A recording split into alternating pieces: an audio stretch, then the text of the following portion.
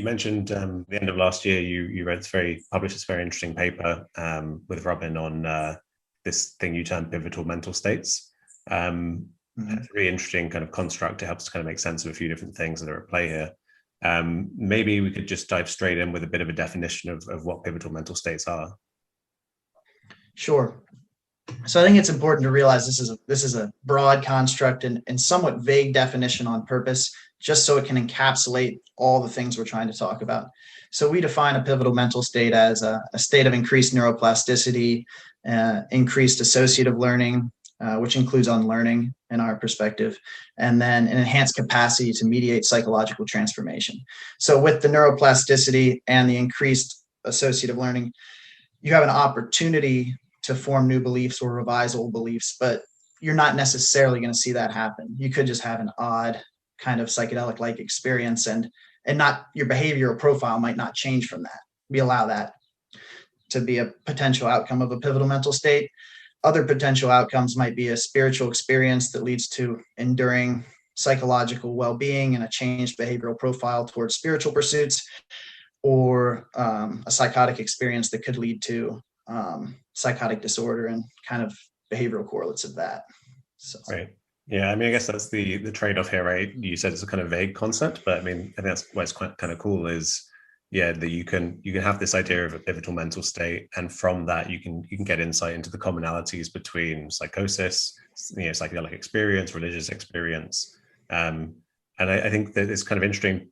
You reflect on in your paper the kind of different ways these kind of trajectories can manifest. For example, like with psychosis, there can be, if there's a kind of negative context, there can be a kind of almost like a negative feedback loop of like increased distress.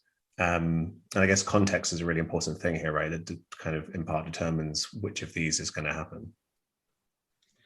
Absolutely. It kind of reinforces the idea that is kind of carried through psychedelic science of the importance of set and setting and context.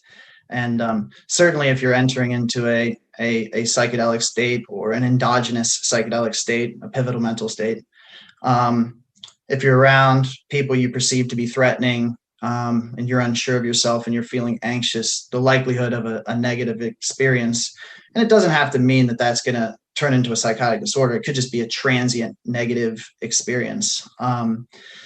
Whereas if you're around, people you trust out in nature in a lovely environment, feeling rather safe and secure, the likelihood of a positive experience will be much higher. Right. And I think there's, dimensions of intention and willingness to undergo this experience are also important. So, when people take psychedelics recreationally or in clinical contexts, they're generally signing up for the experience, right? Yeah. Whereas psychosis, not so much all the time. Right. Yeah. I think the use of the term context, it's kind of nice how flexibly it's used. So like, we could talk about context. It might evoke images of, as you say, like you've taken a psychedelic. Are you in the context of a nice, comfortable therapist room with someone you're familiar with, feeling very safe? Classic kind of setting, part of set and setting. Or are you in a kind of, I don't know, a party with people you don't know who feel threatening, and then that's more likely to push you into a kind of negative experience.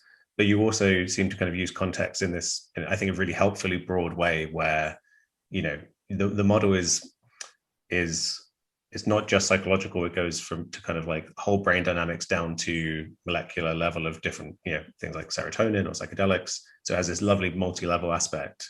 And then if you use the term context with all those different levels, you've got not just my immediate context here, it could be my context of my past, which you map onto kind of like the set, like the mental set of set and setting, or even I think you describe this almost as like a limitation, that you're not talking as much about genetics and childhood trauma and stuff, but I think that that could absolutely be understood, right, as a kind of deep context, like deep past of what you are, and your neurochemistry as a kind of another kind of context. Yeah, absolutely. We use the term in the broadest possible sense because we acknowledge obviously there's a genetic predisposition towards psychosis, and for that matter, probably spiritual experience, given that they're phenomenologically related.